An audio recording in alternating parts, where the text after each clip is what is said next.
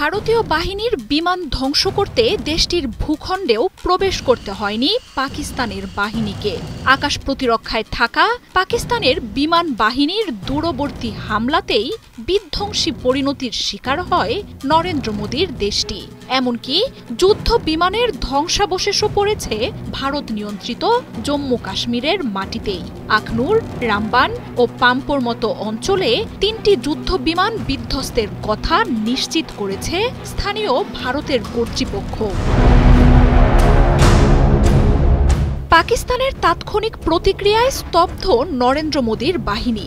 সীমান্তে পাহারায় থাকা ভারতীয় বাহিনীর 5টি বিমানকে ধ্বংস করে দিয়েছে পাক সেনারা। ফ্রান্স ও রাশিয়ার তৈরি মিলিয়ন ডলারের যুদ্ধ বিমান ও ড্রোন হারিয়েছেন নরেন্দ্র মোদী। পাকিস্তানের আকাশসীমায় থেকেই এসব যুদ্ধ বিমান ভূপাতিত করা হয়েছে। এর মধ্যেই পাকিস্তানি বাহিনী জানিয়েছে, পাল্টা হামলায় ভারতকে যোগ্য জবাব দেয়া হবে। বলছে, শহীদ হতে ভয় পায় না পাক সেনারা। বুধবার প্রথম প্রহরে আক্রমণের জবাবে সীমান্তে থাকা ভারতের উপর চূড়ান্ত হামলা চালায় পাকিস্তানি বাহিনী।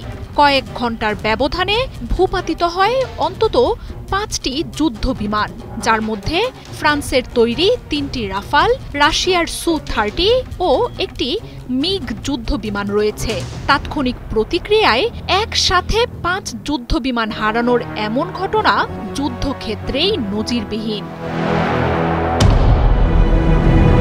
পাকিস্তানি বাহিনীর এমন বিস্ময়কর ক্ষমতায় চোখ কপালে উঠেছে ভারতের যুদ্ধ বিশ্লেষকদের। কয়েকশো কিলোমিটার দূরে থেকেই নির্ভুল হামলায় পশ্চিমা যুদ্ধ বিমান ঘায়েল করার পর থেকেই পাকিস্তানি বাহিনীর হাতে থাকা অস্ত্র নিয়েও চলছে বিস্তর বিশ্লেষণ। অর্থনৈতিকভাবে দুর্বল হলেও পাকিস্তানের সামরিক বাহিনীর ভাণ্ডারে রয়েছে মিসাইলের এক অফুরন্ত সম্ভার। ভূমি থেকে ভূমিতে, আকাশ থেকে ভূমিতে বা আকাশ থেকে আকাশে হামলায় মিসাইলের অত্যাশ্চর্য শক্তিশালী এক বহর রয়েছে পাক বাহিনীর হাতে।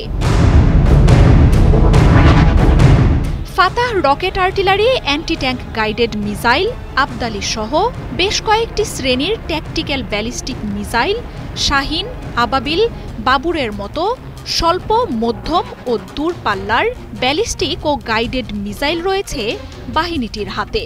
ব্যবহার হতে পারে Raad, Taimur, Spada, Crotale surface to air ও এয়ার টু সারফেস মিসাইল।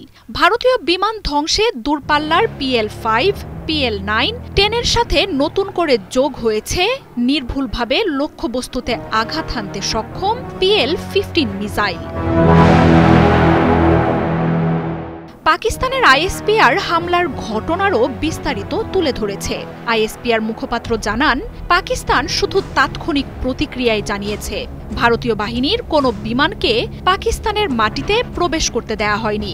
আর ভারতের যেসব বিমান ধ্বংস করা হয়েছে সেগুলোও পাকিস্তানের অভ্যন্তরে থেকেই গুড়িয়ে দেয়া হয়।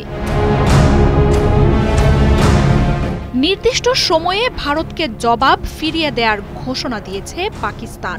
জানিয়েছে, ভারতের ভুল ধারণা গুড়িয়ে দেয়া হবে।